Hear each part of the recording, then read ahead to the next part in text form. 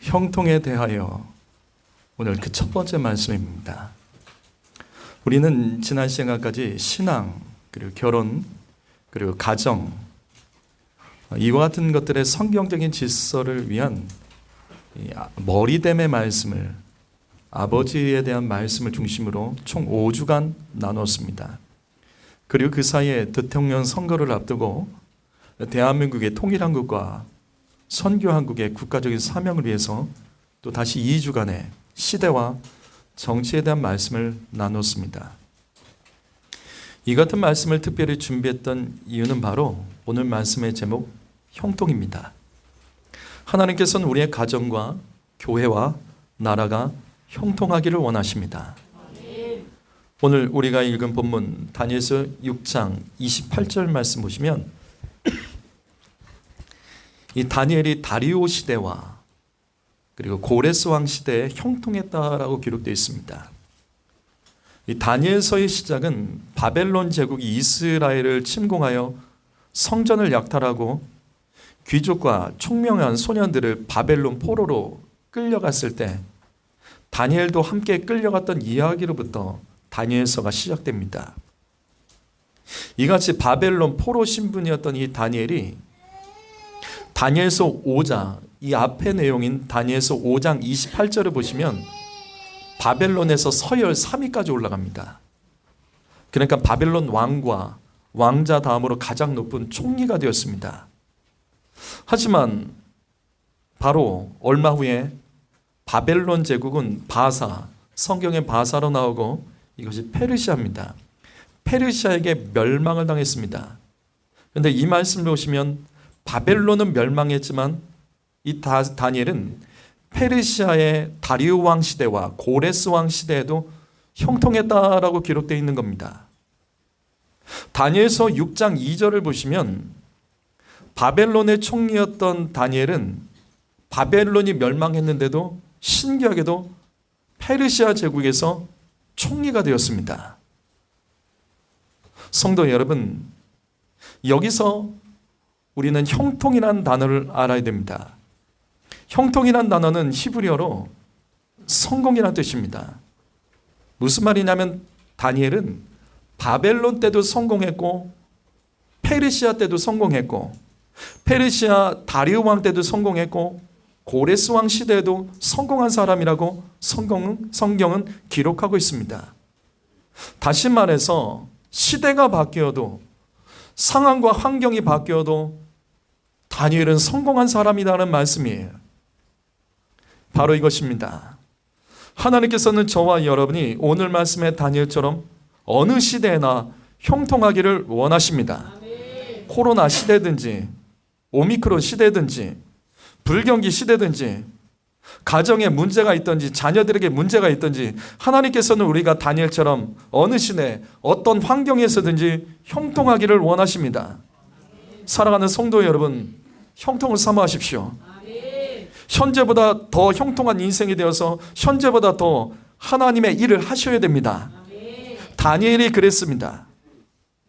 다니엘이 국가적으로 형통했기 때문에 당시 포로된 이스라엘 동족들을 지켜낼 수 있었고 결국은 페르시아 고레스 시대에 이스라엘 백성들이 고향 땅 예루살렘으로 이 다니엘 때문에 돌아갈 수 있게 되었습니다. 하나님은 형통한 사람을 통해서 주의 일을 풍성하게 하기를 원하십니다. 그렇다면 시대와 현실을 뛰어넘어서 다니엘처럼 형통한 인생이 되려면 정말 형통한 인생이 되려면 어떻게 해야 될까요? 그 첫 번째로 사자굴의 시험을 통과할 때 형통합니다. 여기 다니엘서 6장 1절과 2절 말씀을 보시면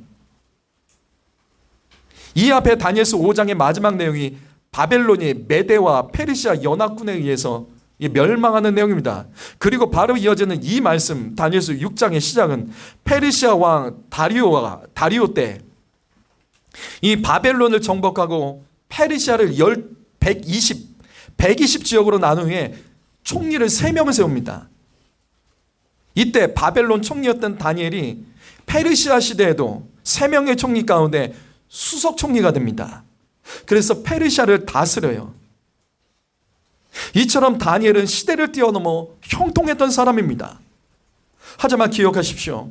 형통한 사람에게도 고난은 있습니다. 형통한 사람도 고난을 만납니다. 그것이 다니엘서 이어지는 6장 7절 말씀입니다. 늘 승리하던 다니엘을 시기했던 사람들이 다니엘을 죽이기 위해 다니엘이 항상 기도하는 습관을 알고 다리오 왕을 부추깁니다. 그리고 30일짜리 법을 만들어요. 30일짜리 법입니다. 그 법은 뭐냐면 다리오 왕 외에 다른 어떤 신에게든지 예배하고 기도하면 산채로 사자굴에 던져버리는 법입니다. 이것은 오로지 다니엘을 타겟으로 해서 만들어진 30일짜리 법입니다. 그런데 다니엘은 그러면 어떻게 했을까요? 이 같은 법이 만들어졌을 때 다니엘은 어떻게 했을까? 다니엘서 6장 10절 말씀 읽어봅니다. 이 말씀 읽어봅니다. 시작.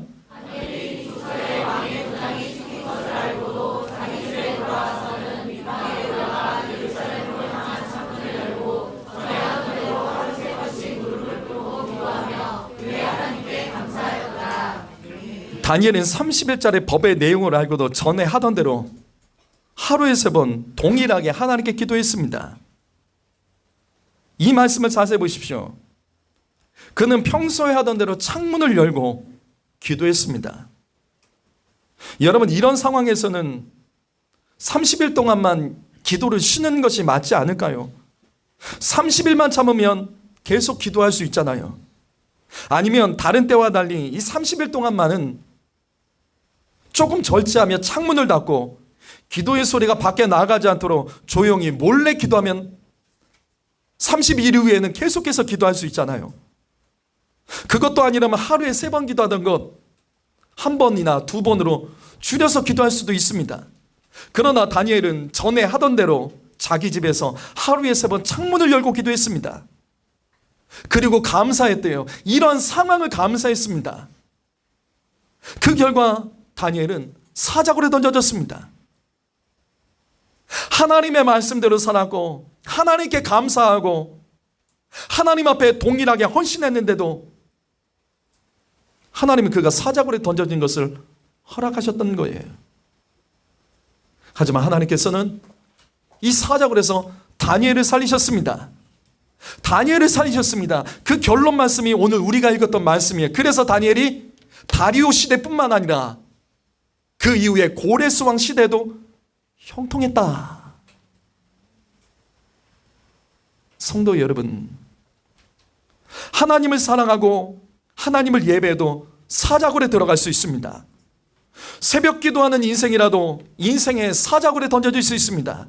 주님을 온 마음 다해 사랑하고 헌신하며 봉사하고 11조하고 헌금 드려도 인생의 여러 가지 고난의 사자굴, 문제의 사자굴, 실패의 사자굴, 궁핍의 사자굴에 던져질 수 있습니다. 바로 이것입니다.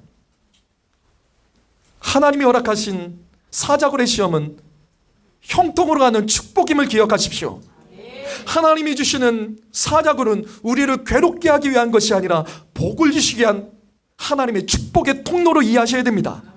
성도는 궁핍할 때도 사자굴의 시험을 당합니다. 그 궁핍을 이기라고 사자굴의 시험을 당합니다. 성도는 형통할 때도 사자굴의 시험을 당할 수 있습니다. 그 형통이 거기서 끝나지 않고 계속적으로 다니엘처럼 시대를 뛰어넘어 형통하도록 하나님께서는 우리의 삶에 언제나 사자굴의 시험을 허락하십니다. 이것이야 바로 하나님께서 우리를 축복하시는 방법이에요. 형통할 때 사자굴의 시험은 언제나 형통한 인생이 되도록 하나님께서 축복하시는 방식이라고요. 바로 이겁니다. 어느 시대든지 형통하려면 여러분의 인생에 사자굴을 피하시면 안 됩니다. 지금 여러분의 가정을 형통하게 하기 위해서 하나님께서 허락하신 문제의 사자굴은 무엇입니까? 여러분의 자녀들을 형통하게 하기 위해서 하나님께서 허락하신 여러 가지 어려움과 한계의 사자굴은 무엇입니까? 여러분, 오늘 말씀 꼭 기억하십시오. 하나님께서 사용하시는 사자굴의 시험은 반드시 예배 생활과 기도 생활로 극복하셔야 됩니다. 다니엘서를 보세요. 다니엘이 어느 시대든지 어떤 상황이든지 형통했던 것은 그가 어떤 상황이든지 동일하게 예배했고 어떤 상황이든지 기도를 쉬지 않았던 거예요. 그는 바벨론의 느부갓네살 왕 시대에도, 그리고 벨사살 왕 시대에도, 오늘 말씀에 페르시아의 다리오 왕 시대에도, 고레스 왕 시대에도 그는 시대를 뛰어넘어서 형통하고 승리할 수 있었던 그 이유는 그의 예배 생활과 기도 생활이 언제나 한결같았기 때문입니다. 바로 이것입니다. 사랑하는 성도 여러분, 인생의 여러 가지 사자굴의 시험, 하나님이 허락하신 사자굴의 시험은 예배하고 기도할 때 극복할 수 있습니다. 바로 그때 우리의 삶은 형통할 수 있습니다. 그래서 우리 교회는 코로나 시대도 현장에서 예배드렸습니다. 히브리서 10장 25절 말씀, 모이기를 패하는 어떤 사람들의 습관과 같이 하지 말고 오직 권하여 그날이 말세가 가까움을 볼수록 너희는 더욱더 모이기를 패하지 말라, 모여야 된다는 말씀을 붙들고 우리 코로나 때 계속 예배했죠. 코로나 시대 우리 현장 예배 원칙으로 삼았습니다. 그 결과 확진자도 나왔어요. 우리 교회 인터넷 뉴스도 나왔습니다. 교회가 폐쇄도 됐었습니다. 그 이후에도 우리 교회는 현장 예배 계속 드리다가 누군가 신고를 해서 시청에서 또 경찰까지 나와서 벌금 고지도 받았습니다. 코로나 중에도 여기 아이들이 교회 앞에서 전도하다가 아동학대로 신고도 당해서 어려움도 당했습니다. 여러분, 지금 대한민국은 부모가 동의해도 아이들이 전도하면 아동학대로 처벌받는 시대라는 거 기억하세요? 지금 이렇게 됐습니다. 코로나 때 이러면 이웃사랑이 없는 교회라고, 앞으로 전도가 막힐 거라고 욕도 먹어봤습니다. 그래도 현장 예배 지키며 기도 멈추지 않았죠. 정부에서 현장 예배 전면 금지시켰던 때가 있었습니다. 약 한 달이요. 그때 우리는 공무원과 충돌하기 싫어서 한 달 넘게 아침 7시에 여기 온 성도들이 같이 우리 예배했었던 거 기억나시죠? 아침 7시에 예배를 드렸어요. 방역법에 따라서 교회가 큰 소리로 찬양할 수 없고 기도하는 것이 금지된 상황에서도 제가 수시로 외쳤죠. 성도들과 학생들의 찬양 소리, 기도 소리가 작을 때 제가 그랬어요. 그럴 거면 딴 교회 가라고. 편하게 가서 예배하라고. 여기서는 안 된다고. 여기서는 소리내서 찬송하고 소리내서 부르짖어 기도해야 된다고 제가 수시로 잔소리하며 외쳤던 거 기억하실 겁니다. 성도 여러분, 잘 견디셨습니다. 그래서 하나님께서 오늘 말씀처럼 일하셨습니다. 코로나 시대에 교회가 부흥했어요. 재정도 부흥했습니다. 현장 예배 멈췄던 교회들은 다음 세대들을 빼앗겨서 지금 몸살을 안고 있지만 우리 교회는 다음 세대들이 그래도 예배와 기도의 동역자로 잘 성장하고 있습니다. 사랑하는 성도 여러분, 앞으로 코로나보다 더한 시대가 와도 교회는 이와 같이 예배해야 됩니다. 시대를 뛰어넘어, 상황을 뛰어넘어 하나님의 형통을 받기를 원한다면 그래도 예배하고 그래도 기도해야 됩니다. 시대의 환경을 뛰어넘어 형통하려면 사자굴의 시험을 피하면 안 됩니다. 돌파하셔야 돼요. 그래서 제가 늘 반복하잖아요. 저는 이 말씀이 있습니다. 고린도전서 10장 13절 말씀, 입술로 고백하십시오. 입술로 선포하십시오. 있습니다. 시작. 사람이 감당할 시험 밖에는 너희가 당한 것이 없나니 오직 하나님은 이끄사 너희가 감당하지 못할 시험 당함을 허락하지 아니하시고 시험 당할 즈음에 또한 피할 길을 내사 너희로 능히 감당하게 하시느니라. 하나님께서는 우리가 감당할 시험만 허락하신다고요. 감당하지 못할 것 같으면 주님 아세요. 그래서 피할 길도 허락해 주십니다. 결국 모든 사자굴의 시험, 인생의 사자굴의 시험, 가정의 사자굴의 시험, 자녀들의 사자굴의 시험, 하나님은 감당하게 하시는 하나님이십니다. 이것을 믿고 사자굴의 시험을 통과한 사람은 반드시 형통합니다. 성도 여러분, 형통은 공짜가 아니에요. 대가 지불이 있어야 됩니다. 그래서 누구나 형통을 원하지만 형통할 수는 없습니다. 기꺼이 대가를 지불하기로 결단하며 예배를 멈추지 않고 그래도 하나님 앞에 엎드리며 사자굴의 시험을 통과하며 그것을 받아내면 반드시 형통한 인생이 될 줄 믿습니다. 두 번째로, 형통하려면 간절히 기도할 때 형통할 수 있습니다. 여기 역대하 26장 4절과 5절 말씀 보시면 우시야 왕에 대한 이야기입니다. 이 말씀 보시면 그가 하나님을 찾는 동안에는 하나님께서 그를 형통하게 하셨다라고 성경에 기록되어 있습니다. 하나님을 찾는 사람은 반드시 형통하게 됩니다. 여러분, 기도는 구하고 찾고 두드리는 겁니다. 이같이 하나님을 향하여 구하고 찾고 두드리는 사람은 반드시 형통하게 됩니다. 여러분, 이 말씀 놓치지 마십시오. 우시야 왕이 하나님을 찾는 동안, 기도하는 동안 형통하도록 하나님께서 그의 삶 가운데 인도하셨습니다. 삶의 형통은 기도와 연결됩니다. 내 삶에 형통이 없다면 기도를 점검하십시오. 기도하는 만큼 형통합니다. 기도하는 동안 형통합니다. 기도하는 대로 형통합니다. 욥기 8장 7절 말씀, 내 시작은 미약하였으나 내 나누은 심히 창대하리라. 우리 이 말씀 누구나 다 알고 있어요. 근데 이 말씀은 하나님이 하신 말씀이 아니에요. 욥이 한 말도 아닙니다. 욥의 친구 빌닷이라는 사람이 했던 말이에요. 그는 지혜자였어요. 하나님을 아는 지혜자였습니다. 그가 했던 말이에요. 그래서 이 말을 무시하는 성도들이 있습니다. 그런데 우리는 이 말씀에 이 구절만 알지 이 말씀이 왜 나왔는지는 잘 모르죠. 이 말씀의 앞의 내용을 우리가 안다면 이 말씀은 하나님께서 욥의 친구를 통해서 하나님께서 주신 지혜의 말씀, 우리를 향하여 주신 말씀이라는 걸 알 수 있어요. 이 말씀에서 창대라는 단어가 나옵니다. 이것은 히브리어로 형통하다는 단어와 다른 단어지만 뜻은 똑같습니다. 번성하다, 성공하다는 뜻이에요. 그런데 이 말씀에서 빠져있는 것이 있죠. 어떻게 하면 창대할까? 어떻게 하면 창대할까? 어떻게 하면 미약한 자가 나중에 반드시 창대하게 될까? 그 방법이 기록되어 있지 않습니다. 그 방법은 이 말씀 앞에 나와 있어요. 이 말씀 앞에 욥기서 8장 5절과 7절 말씀에 나와 있습니다. 우리 이 말씀 읽어볼까요? 이 말씀 있습니다. 시작.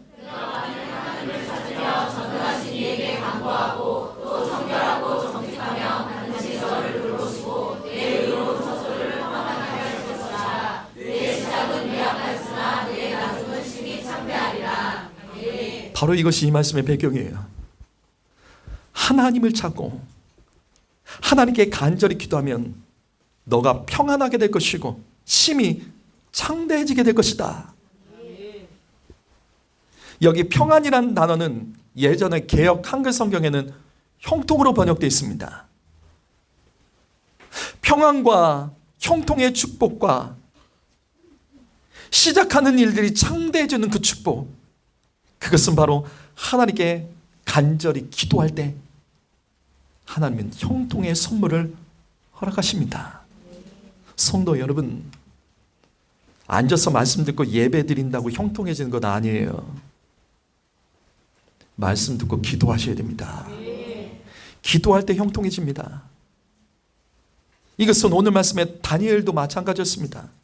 앞에 말씀 다니엘서 6장 10절을 다시 보시게 되면 마귀는 페르시아의 관리들 부축해서 다니엘의 기도를 막으려고 30일짜리 기도를 금지하는 법을 만들었습니다. 왜 그랬을까? 왜 그랬을까? 마귀는 기도하면 형통해진다는 걸 알아요. 마귀는 성도가 기도하면 형통해진다는 걸 알아요. 그래서 마귀는 우리의 삶 가운데 자꾸 기도를 방해합니다. 여러분, 자꾸 기도가 막히는 일이 생기십니까? 기도가 막히는 환경이 일어납니까? 기도가 막히는 감정이 일어납니까? 기도가 막히는 시험을 받고 상처를 받으십니까? 하나님이 하시는 일 아니에요. 내가 기도가 안 돼. 그건 하나님이 하시는 일이 아니에요. 그건 오늘 말씀에 다니엘에게 마귀가 있던 것과 똑같이 마귀의 짓입니다. 기도해야 승리하고 기도해야 살아나고 기도해야 형통해집니다. 그래서 다니엘이 기도했던 거예요. 그래도 기도했던 거예요. 사자굴에 들어가도 그래도 기도했던 거예요. 왜? 사자굴에 들어가도 기도해야 형통합니다. 기도해야 형통합니다. 성도 여러분, 기도를 멈추게 하는 것은 절대 하나님의 뜻이 아님을 기억하십시오. 기도하다가 두려운 마음이 생겨서 기도를 멈춘 사람이 있어요. 아닙니다. 그래도 기도하셔야 돼요. 바쁘고 피곤해서 기도를 멈추는 사람들이 있어요. 기도 시간에 잠자는 사람이 있어요. 아니요, 그건 사단의 유혹입니다. 뭔가 화가 나는 일이 있고 기분 나빠서 예배 시간에 찬양을 하고 입담을 그는 사람이 있어요. 기도 안 하고 있는 사람이 있어요. 두리번거리는 사람이 있어요. 그거는 하나님이 하신 일 아니에요. 그건 사단의 유혹입니다. 성도 여러분, 시험에 들어도 기도하셔야 됩니다. 상처받아도 기도하셔야 됩니다. 힘들고 어렵고 마음이 들지 않는 일이 벌어진다 할지라도 기도해야 극복될 수 있는 거예요. 기도하면 형통으로 역전됩니다. 기도하면 인생의 악한 역사들이 멈춰지고 형통의 역사가 시작될 줄 믿습니다. 그래서 기도했던 다니엘은 사자굴에 던져졌어도 승리한 거예요. 기도해도 사자굴에 던져질 수 있습니다. 그러나 기억하세요. 기도하면 반드시 그것은 창대준 축복을 받게 될 줄 믿습니다. 출애굽기 17장 11절 말씀.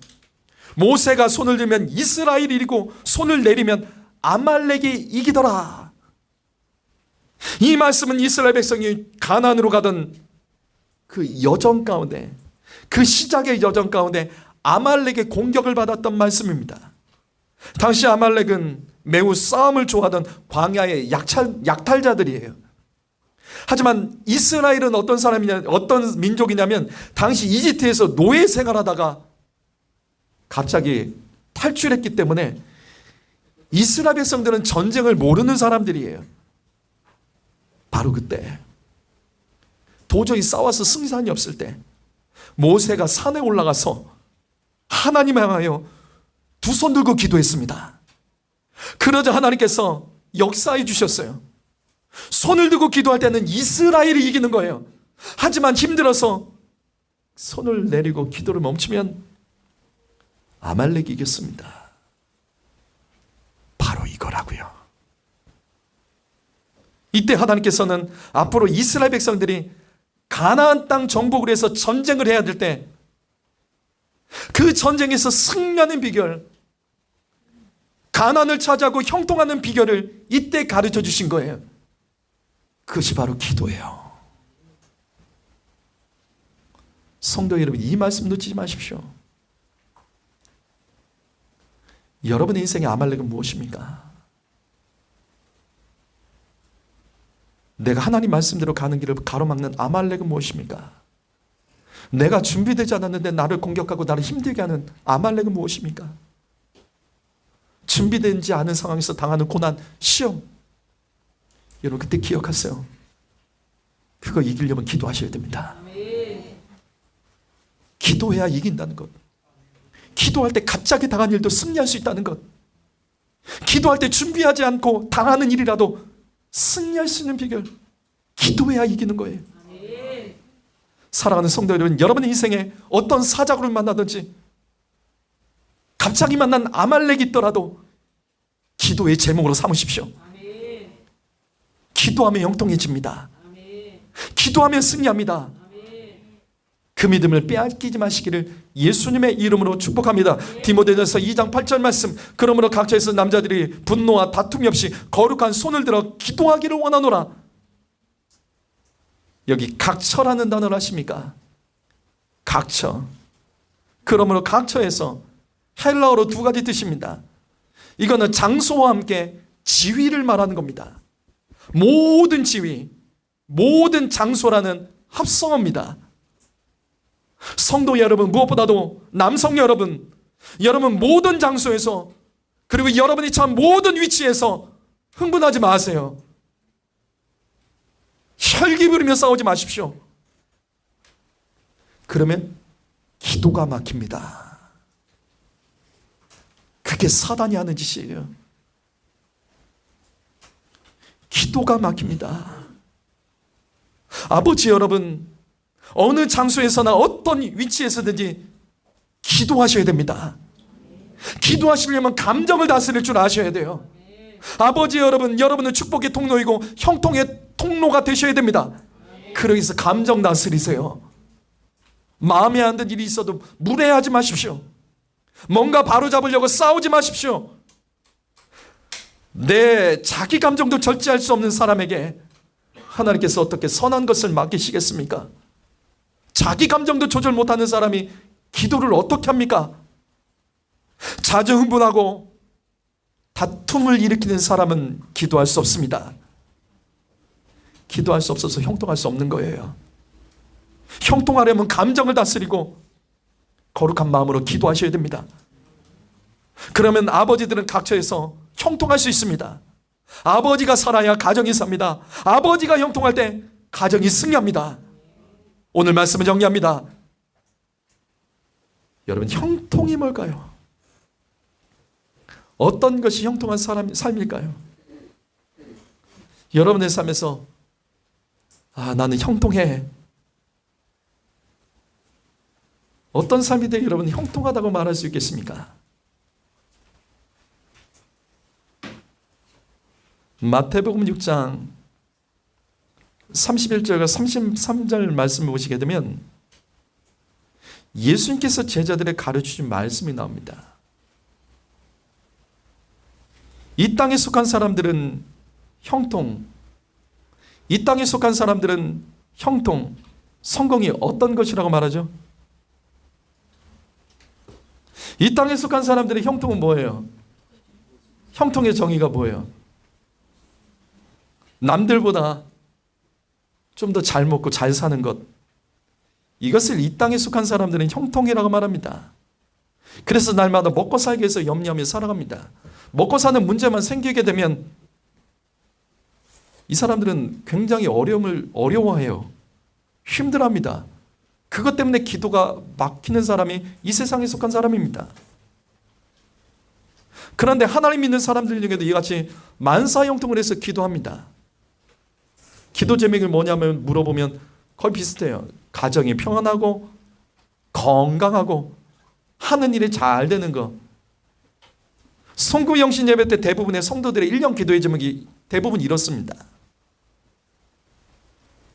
그러나 예수님은 성도에게 진짜 형통이 무엇이라고 말씀하실까요?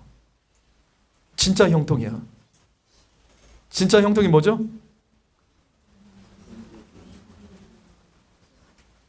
성도에게 있어서 진짜 형통은 뭐예요?